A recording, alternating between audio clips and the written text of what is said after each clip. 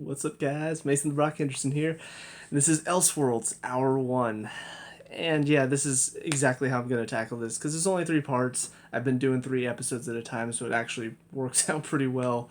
But yeah, I mean, great start to the crossover. Uh, God, I found myself laughing so much because it's a great premise. You've got Barry and Oliver waking up in each other's bodies somehow. But it's what's weird about it is the fact that it's not like their minds swapped. It's not. Well, it's not just that. It's like their minds, their consciousnesses swapped. But everything else is exactly the same. Now, I will say there's a part of me that kind of wished we could have seen them how they looked, because there is a point where once the team figures it out and they start calling Barry Barry and start calling Oliver Oliver, then it just feels back to normal. But if we got to see them acting like the other person within their own body, I don't know. I feel like that could have been fun, but at the same time, I also find it hilarious that we get to see them like how they see themselves, and also the fact that they see themselves in pictures too. Because most of the time, when you do something like this, I was expecting the cliche of like he looks in the mirror and he sees Barry in the mirror, Oliver, but instead like he looks at a picture frame and it's his face on there with Iris. So I don't know. It was pretty clever because it didn't give into that cliche of like, oh, we see them seeing themselves and it's not who they see that they see in the mirror a different face. So they didn't do that, but at the same time, like once people had figured out who they were, then it kind of felt back to normal. Aside from the fact they still have each other's powers. Um, but I don't know. That was about the only thing that I was kind of hoping they would do once we kind of grasped what they were seeing. If we had gotten to see what everybody else is seeing too, because I feel like that would have been pretty fun. Um, but yeah, so that all of that was a lot of fun.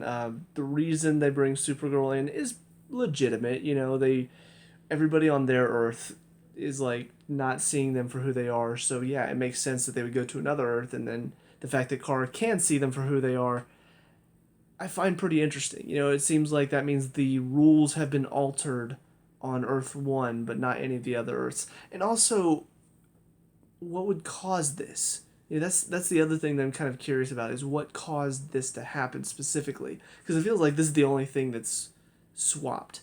Um, so I'm curious to find out exactly why this happened, because it seems pretty random for this to have happened. But yeah, I mean the final fight scene against their version of the Sentinel, which they called a Mazo, very fun. Getting to see them all teaming up, working together with Superman as well, and then getting to see them try to act like each other because they realize, oh, I can't use my powers to the fullest extent if I'm not acting like you. So they try to give that a shot during the final fight scene, and sure enough, it works, and they manage to stop the robot. So I liked how they handled that. However, I wasn't real a big fan of what Iris said to Barry at the end, because you get a sense that he's just doing this to be able to tap into his abilities as the Green Arrow since he's in Oliver's body. But Iris seems to think that this is going to change him permanently. I'm thinking, no, this is a temporary thing. Once they get back into their bodies, I mean, he's gonna have to go back to how he was, or else he wouldn't be able to effectively be the Flash anymore. You know, like that's what didn't make any sense to me. It's like he can't keep this mindset of the Green Arrow once he's the Flash again, because then he's not as effective. So I don't know why she was whole worried about that to begin with. I don't know. It just seemed like a random thing to be worried about. But um, I will say it was a little. They did have their one fight scene, and then things just kind of got better after that. I feel like maybe if they could have, well, I realize they have a limited amount of time, but I don't know where you would cut time from. You either cut it from the final fight scene, since they technically did fight the robot twice. You either cut time from that, or you cut time from the jokes and stuff that they were telling at the beginning of the episode. But I feel like they could have spent a little bit more time trying to figure each other out, trying to learn how to harness, everything they're doing. Um, but anyways, that's just minor nitpick. But yeah, I'm excited to see what's going to happen next. We're going to Gotham City, and I believe I saw what is going to be the bane of my existence when I finally get to her show. Nothing against Batwoman. Nothing against Batwoman, like, as far as a character. I don't really know much about her as a character, but I have heard that it's basically worse than Supergirl when it comes to trying to push their political agenda. So I'm not looking forward to that show at all. But I guess we'll kind of get a sense. I'm betting that one of the first words out of her mouth is she starts talking about her girlfriend, or we see her in a situation where she's with a girl. That way they make sure everybody knows, hey, homosexuals, we support you. You want to know how we support you? We show so many homosexual relationships in our shows. That's how we support you. Most of the time we don't write them well, but we support you because we have representation. A little too much representation based on the actual, percentage of the population, but representation. CW. It's the one thing. These shows are actually impressing me, like they're getting better, but that's the one thing about the CW that just will never change, that is frustrating. They are not scared to pause everything to make sure hey, if you disagree with us politically, you're stupid. But anyways, with that being said, on to the second part. I'll see you there. And now for hour 2. Not necessarily... I don't know. It was okay. I enjoyed parts of it, but also kind of feel about some other parts. First of all, the opening was hilarious. I loved listening to Barry read out, I guess Grant Gustin read out what normally is Oliver's lines to, like, kick off the episode. Like, he's reading the I Am Oliver Queen. It was pretty funny, and they even, like, showed Barry in all those situations, too. So it was really well done. But then they start off the episode with they catch Slade's son. And not that that's necessarily a bad thing, but Slade going after his son was something that I was hoping would come back into Arrow's show at some point. So now I feel like that's not going to happen, and I feel like Slade may never appear again. I don't know. I was a little disappointed, though, because I'm like, wait, Slade's son? Wait, they caught him? No. Does that mean Slade's not going to come back? Sad. But then they decide not to tell Felicity about the body swapping thing, because for some reason they think that's a good idea. And I don't know. Everything to do with Oliver and Felicity's story, not a fan of. I'm not a fan of them together. I don't think they work. And this episode should show why they don't work. And I love the fact they even bring it to everybody's attention. Like, Cisco's just like, well, yeah, I mean, Iris knew right away. You could just tell they were meant for each other. I'm like, exactly. Because Felicity and Oliver were not meant for each other. They're the hopes of some desperate fans who are like, oh, Olicity, put them together. They don't belong together, but put them together because they're just so cute, aren't they? No, they're not. They're annoying. They fight all the time. They have arguments all the time. Felicity is the worst. Honestly, everything about Oliver that's bad can be summed up in Felicity. She drags him down. She makes him question himself all the time. She's literally the worst option for Oliver ever, and they treat them like they're destined to be together. And so, I don't know, this season seems to be drawing more and more questions about whether or not they belong together. Maybe they'll break them up. I don't know. I don't know. They put me through so much of this, like, I don't know how I'd feel if they broke up. Oh, excuse me. But yeah, so sick of Olicity. It's the worst ever. The Batwoman stuff, And I know I'm probably a little bit biased. I know I've talked about how I'm not interested in reviewing that show. I'm not looking forward to it. But, I mean, looking at how she's represented so far, it's not looking good. I've got no problem. I know, I think Ruby Rose is the name of the actress playing her. It's not like she's not trying. But, for one, she looks a little small to be Batwoman. And not just like she's like really skinny. No, like she doesn't look like she has much muscle. Like she looked skinny. Like she's not been working out. And I don't know, it just didn't look like somebody who has been working out to the point where you could see them kicking ass. And then on top of that, they fell into that that old cliche that I absolutely despise. Whenever it's like you want your audience to really feel like they like this character, you have characters praise that character. You know, you got Cisco and Barry as the Green Arrow. They're like, oh, who's this badass? And Kara's talking about, oh yeah, we would have made a great team. Just like, honestly, she didn't do a whole lot. She jumped on top of a car and then she threw a batarang and shot a bat claw at somebody, and that was about it. I don't know. It just, I hate it whenever, because CW shows are the worst about this. They will praise the hell out of somebody for doing next to nothing. Like, oh, didn't you see her? Wasn't she so cool, guys? It's like they want us to believe that, so they have the character saying that, but that's not how that works. You have to show us. Like, for instance, I talked about this before, when Iris jumped off the building to save Barry, and the characters were praising the hell out of her for it. That was warranted, because it was awesome. It was sweet. I was feeling the rush, too. I was like, holy crap, that was all amazing, compared to she, like, stopped a tidal wave, I think, when she was the Flash for that one episode. Everybody's like, oh, Iris, that was so cool. You stopped the tidal wave. You stopped the tsunami. Oh, isn't that awesome? Or no, I think she caused the tsunami to stop something. I don't remember now. I don't care. But that's the thing, is that they made it out like, this is the best thing ever. Oh my gosh, even Barry hasn't done that. And it's like, first of all, he's not had a reason to. And second of all, so I've seen Barry do similar stuff. I've seen Barry do a ton of stuff like that. It's like they want us to feel that, so they have the characters say it, and it just doesn't correlate at all. And I'm just gonna say it, she's not intimidating.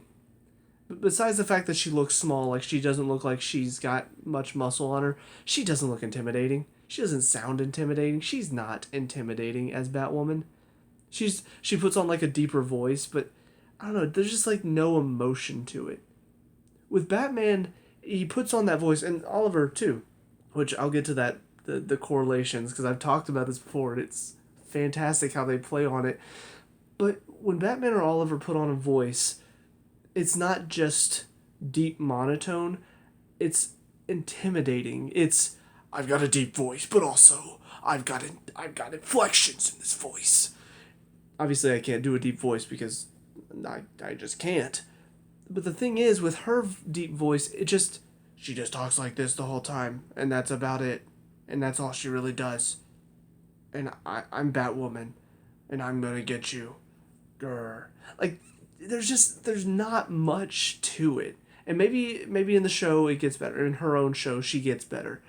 But what they showed me here, it didn't get me excited. Like, I was already not excited to watch it.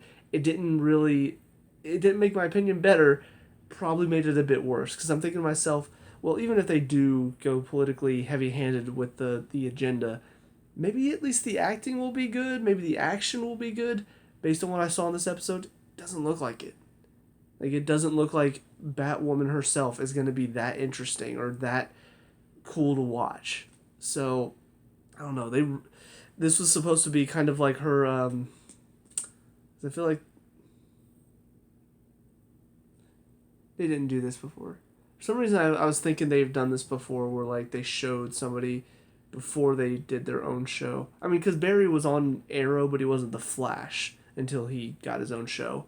But I don't know. This was basically supposed to be her starting point. This is supposed to be her debut, pretty much, and it didn't impress me at all. It honestly dropped my opinion, and my opinion was already pretty low. So yeah. Also, on to the point of some of the I guess the rest of the story. I'm not really a big fan of how it ended. First of all, we've now gone away from what was making this so much fun, which was Oliver and Barry in different bodies. Now they're just not superheroes anymore. This guy has altered reality to where they are no longer the Flash or Arrow. They apparently are criminals on the run. Nice little touch to have Diaz and Malcolm Merlyn there at the end as cops trying to arrest him. The third guy looked familiar. I don't remember who it was now, but he looked familiar. And the Scarecrow stuff where they got to see, Wells as the Barthon and Malcolm Merlyn, they were fighting each other like that. That was pretty fun. A lot of the touches in Arkham were pretty fun. And then the comparisons that they made between Oliver and Batman, and Oliver trying to say Batman's a myth, and then they just made some really good comparisons that cracked me up. Barry delivering the line as Oliver, he's like, "Oh yeah, well, I think Batman's the best, and there's no way I could be better than him." And then just slowly turns and looks at Oliver and just gives him a big old grin. Best line, best delivery in the entire episode. Um, but yeah, so a lot of good moments, a lot of fun little Easter eggs, a lot of fun stuff about Gotham in general. But the way it ends, I'm just kind of like, they first another Barry Allen, who same guy that plays Barry's dad and Jay Garrick and all this stuff, like he comes in as Barry Allen, the Flash, and he warns them about the book, so they get the book, and then immediately he comes over, which is like first he's trying to send him a message, so they got the message, they got the book, then he comes over, and then all of a sudden this guy who gave Deegan the book to begin with, Mara Knoll, I want to say. But he just shows up. He sends Barry back to his world, and then he just takes the book back, gives it to Deegan, and says, "Try again." And I don't know. It seems weird. Like they seem to be building up for I think next season's crossover because I've heard all about Crisis, the Crisis on Mini Earths. I don't remember what it's called now, but they did talk about like the coming Crisis. I'm pretty sure that's gonna be next season. But the problem is that this almost feels like, okay, well these first two episodes were just building up to this point. Now he gets the book back. Now we're gonna do we're gonna do it again, but this time it's gonna be different. Like, I don't know, it just feels too similar. It's like, oh, well, that didn't work, you didn't do good enough. Here, take it back. No punishment, no anything. He just gives him the book back and says, do it again, think bigger. And then now Superman's here, and he's dressed all in black, and Oliver and Barry are not heroes anymore. So I don't know, it's like, okay, alter reality, he failed. And then he gets another chance. Most bad guys don't get that. So I don't know. I'm not sure how it's going to end, but this second one kind of took a bit of a drop from the first episode. It just, I don't know. There's a lot of stuff that I was really enjoying. They took away the big thing, which is the Barry and Oliver stuff. But yeah, there's just a lot of this stuff, and a lot of it is just tied mainly to Arrow, like the All-the-City stuff, the team not talking to each other as much, and then of course Batwoman just did not live up to my low expectations so far. So, but with all that being said, there is one more part to this. Let's hope they get it right. Let's hope they finish it off on a strong note. But I'll see you guys there in just a second. And finally, hour 3. Not a bad wrap up. It kind of, well, I mean, I don't really know what I was expecting going into this, if I'm being honest. But it was good. It was enjoyable. It was funny because they started it off, again, very clever in the little things that they did with this crossover. But they started off this one, Deegan was doing his opening as if it was the Supergirl opening. And that's when they reveal that he actually turned himself into Superman, which I thought was actually pretty clever. Having him be this world's Superman. And they did, honestly, quite a few clever things. Like, the way they incorporated some of the Supergirl cast, because, I mean, that's basically what they do for these crossover events. You have, the Flash Night has mostly Flash characters, like, the whole Flash cast, like you have Harrison Sherlock, you've got Dibney, you've got, well, actually Joe and Cecile? So, whatever. You didn't have Joe for this past one, but Arrow had, like, Diggle, Felicity, Curtis, but also no Renee or Dinah. So but mostly it incorporates the cast of whatever night it is. So for this one, for Supergirl, they had to incorporate most of their cast, and they did it in clever ways. Having Alex from Earth 1 be involved and be one of Superman's followers and guards, pretty clever, and it really did make it a nice way for Kara to get out that's believable, because she does know Alex, and even though this Alex is from a different Earth, she's still the same person deep down, and so she was able to appeal to that side of her, which was great. Jimmy being Cisco's bodyguard, hilarious. you know, I loved just whenever he turned around, yeah, boss. Oh, I was just like, that's hilarious. That's perfect. Cisco, God, Cisco's performances, man. Like anytime I see Cisco doing something, it's like win. Just it's almost always hilarious. It's almost always perfect. Oh man, like he's even making movie references even when he's this crime boss. He's like, "What, you gonna do the same thing you did to him, Clockwork Orange?" Hilarious. I was dying laughing. So yeah, I loved all the ways they incorporated Supergirl's cast. I love getting to see Superman and Lois and Brainy and John come over and battle against this Superman. Um, it was all very interesting. There's a lot of stuff that there's still even up to mystery, and there's even it ended with coming fall 2019 Crisis on Infinite Earths. So yeah, clearly they're building up to next season's crossover as well, which kind of figured after part two, whatever his name was. I'm not gonna remember it. Whatever. Uh, Novu. Novu. I think I just remembered it. But he made the reference saying that a crisis was coming. So, but the thing is, I'm curious to find out what happened, what deal, I guess, Oliver made with him at the end of the episode. Because I kind of wondered if we were going to get maybe a hint of what was said, but they didn't really do that. They didn't really talk about it at all. Like, Barry brought it up at the bar that he must have made a deal or something with Nobu, but Oliver just kind of brushed him off and said, "No, you guys changed your destinies. It was you and Kara." So I don't know. I'm curious to find out what happened in there because he comes back and he's got this arrow that looks like it's filled with the power of the book, and he shoots the book, and that's what stops the whole thing. So obviously Nobu had something to do with it, but I don't know. Like they've left some good mysteries for next time, but also I feel like it does sort of take away from this crossover event just a bit because it makes me feel like, oh well, we're just waiting now to see what's going to happen next crossover event instead of kind of finishing up what we had here. So I don't know. I don't mind a little bit of open endedness, but whenever you have something like this where it feels like it should be its own thing, I feel like there should be a little bit more closure. And while yeah, they stopped Deegan, it did feel like things just sort of wrapped up just like that, but there was still some problems to be solved. And I have no idea who the guy in the mask is. Like, if it's somebody I should know, I don't know who it is, and probably not. Um, but yeah, he was talking in Arkham with the doctor, talking about how, fate is coming or something like that. So, like I said, it felt like a little bit too much of, oh guys, get excited for what's coming next. Yeah, but also focus on what we've got here because what we've got here could also be fun too. Um, so overall, I mean, I'm trying to think of anything else before I go. Final thoughts.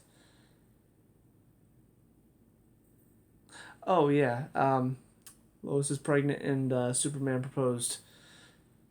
Just kind of happened. That was something that I liked getting to see Lois. Liked getting to see Lois and Superman together and bickering and the little banter going on. But yeah, it just sort of ends with, oh yeah, she's pregnant, and they crushes a piece of coal and he's got a diamond, which is it's not how that works. You don't just and then a perfect diamond comes out and you just stick it in the ring. It's not how that works. It did bring up a funny concept though of whenever the baby starts kicking because this baby would have Kryptonian DNA. So yeah, if she was down on Earth and the baby started kicking, of course, you also do have to think Kryptonians are powered by the sun though, and the baby obviously would not be getting any yellow star energy. So I don't know if that's completely right, but also I don't want to think about it because that would be awful. But anyways, my thoughts overall on the crossover, it was good. It was fun. There was a lot of funny moments.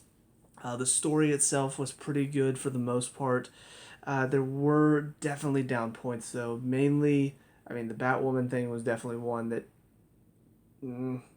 And then just I don't know, some of the little decisions, obviously the Elicity stuff, um, but some of the little decisions that they decided to make near the end, I felt like kind of weakened this story because it felt like they were focusing too much on what's next. Um, and I don't know, I feel like if you want to tell a complete story, do that. Do the complete story here. If you want to leave a couple things open ended, fine, but don't make your ending feel like, oh, we're just biding our time now until the next one. And that's kind of how they made it feel to me. I mean, I might be the only one that felt that way. Who knows? But that's it for me. So let me know what you guys think down in the comment section below. What were your thoughts on this whole thing? Let me know. We can talk about and discuss all that good stuff. Leave a like and subscribe for future DCCW show reviews. I'll see you guys in the next one. Peace out.